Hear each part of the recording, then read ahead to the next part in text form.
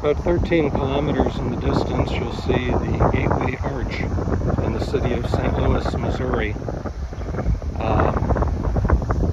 Considered by many to be a very large American city, but yet I am standing right now in what in the 13th century was probably the largest city in the entire world, certainly the largest in the New World, Cahokia.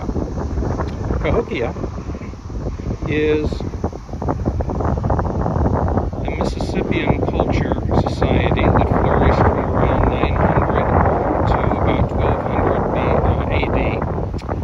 Looking out from the top of what's called Monk's Mound, you'll see straight across into where we have the twin mounds being presented to you there. Fighting against the wind here a little bit today. It's a very blustery sort of day.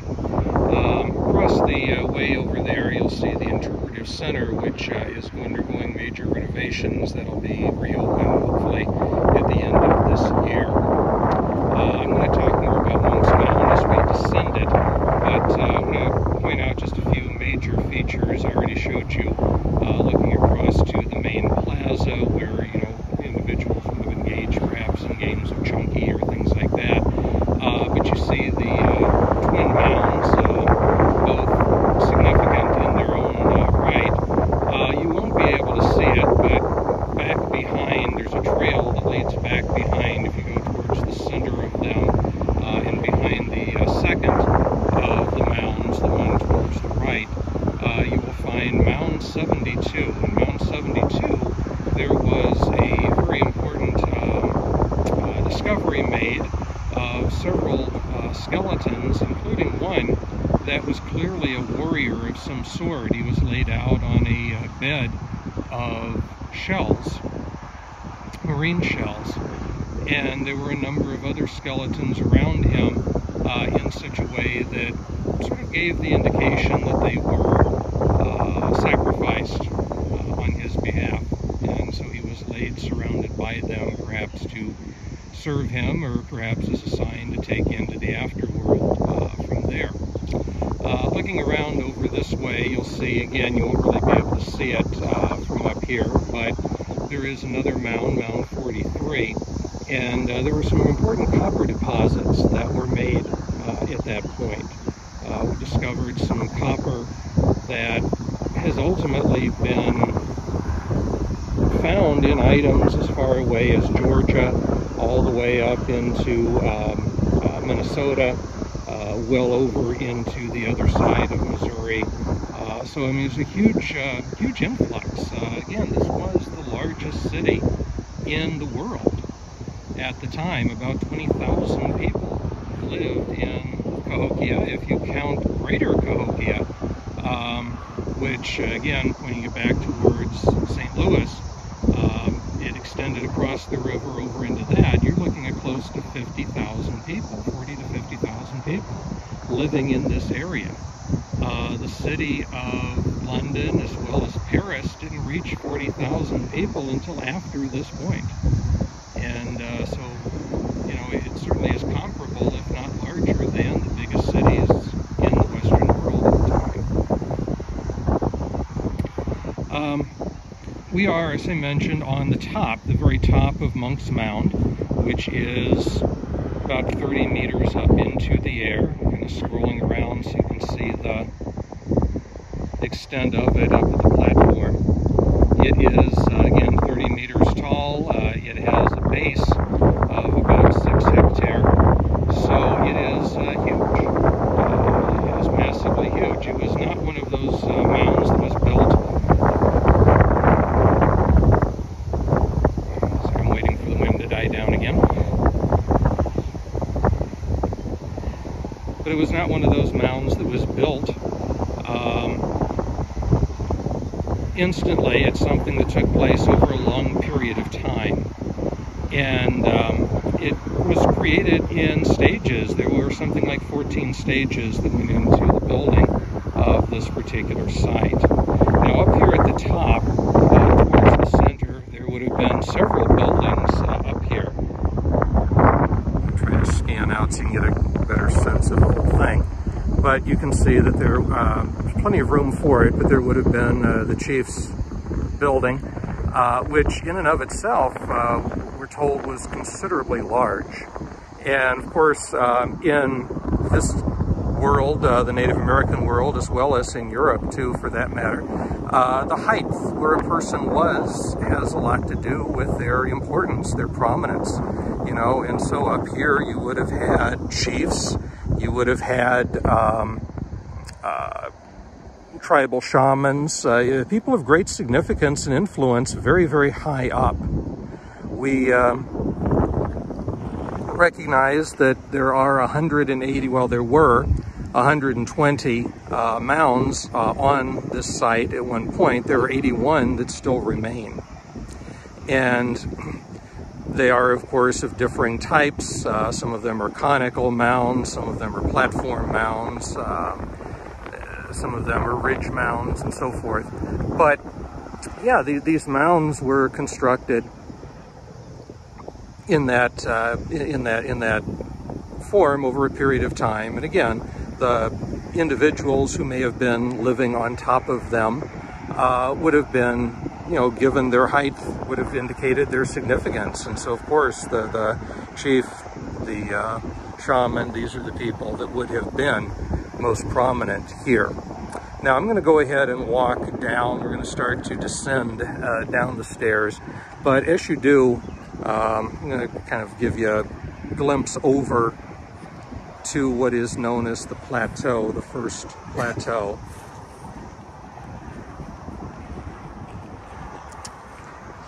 And we'll descend the stairs and then we'll talk about it from there.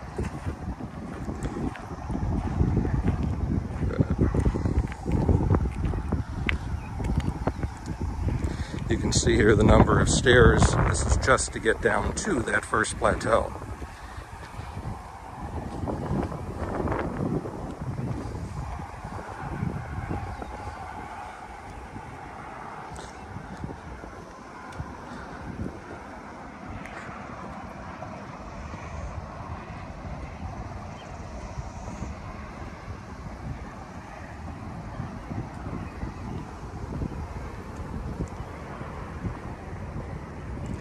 Now, in the 1700s, long after European contact, there were a group of Trappist monks who had a monastery on the top of this. That's why it's now called Monk's Mound.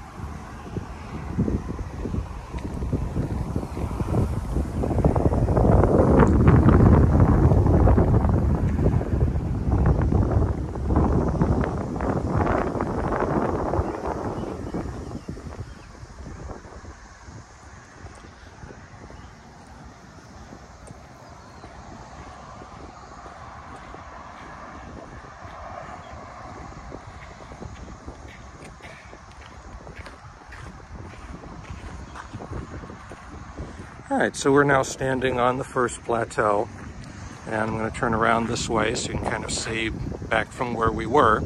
And so you can imagine, you know, a tall building, a tall structure during the time of the Mississippian people, but also the monastery that would have been built up on top of that spot during the Middle Ages, or during the 1700s rather, sorry.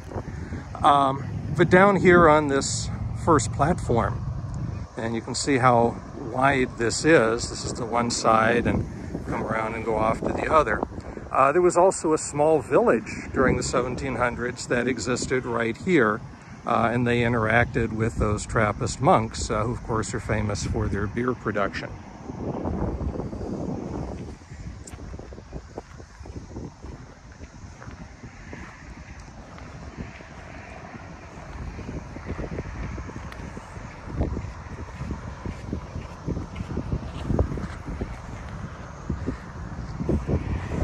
Now, whether this was left open originally during the Mississippian period or whether it was also housed is unknown.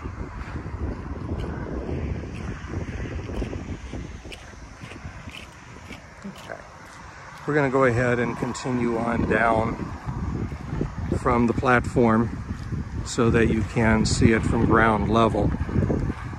looking out again, you're still looking towards the Twin Mounds.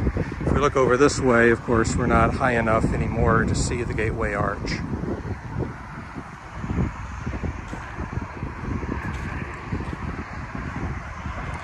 And of course, the stairs that we are using are a modern convenience. During the time of the Mississippian culture, you know, there would have been ramps that led up here, and you can kind of see the sides and the way that they're sloped.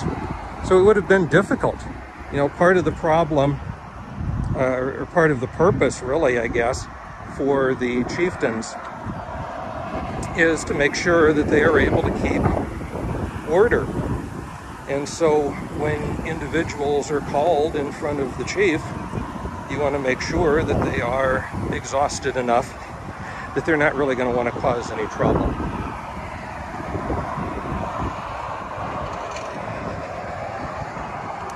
So imagine climbing, you know, 30 meters up in the air along this long slope. It's pretty incredible.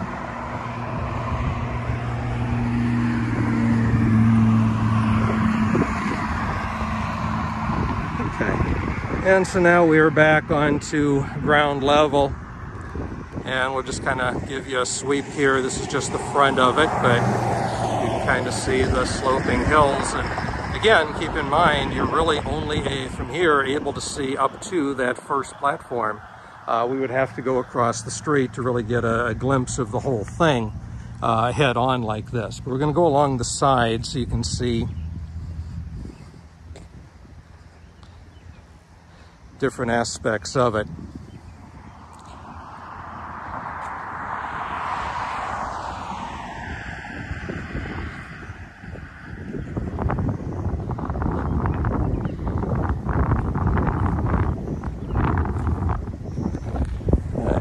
So from right about here, you should be able to see the whole thing reaching all the way up into the sky.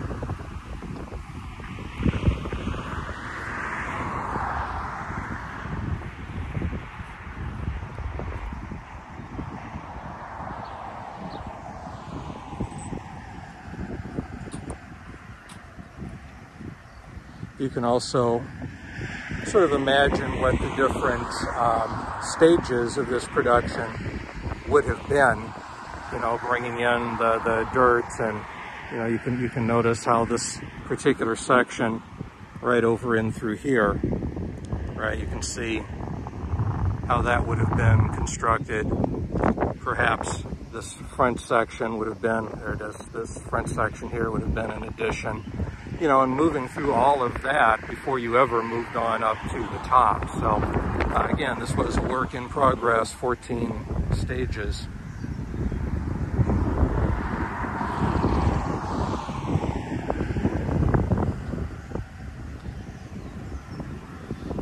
It's been estimated that there are over 22 million square feet of dirt.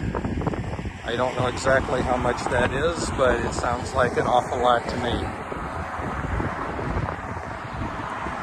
We're gonna swing around here to the side so you can get a side view of it. And of course, I'll have pictures on the website as well to go along with the video introduction.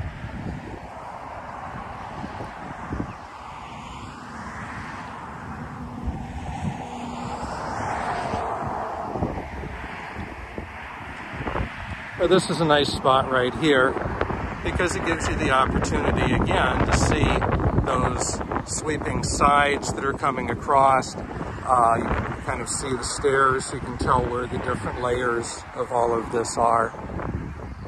And we'll just continue walking along.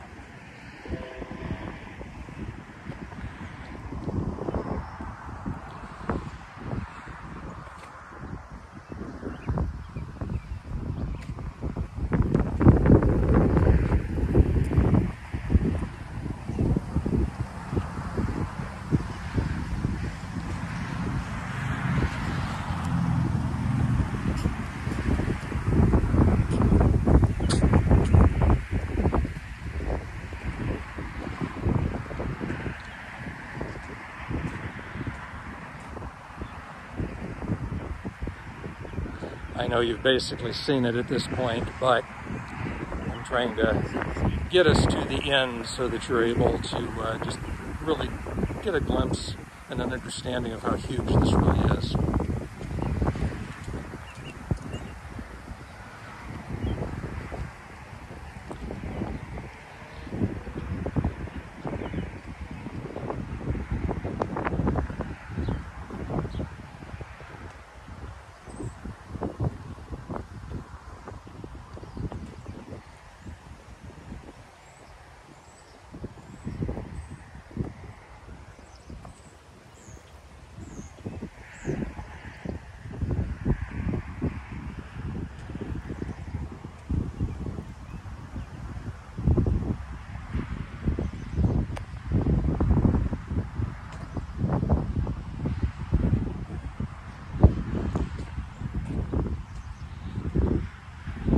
All right, so I think that at this point,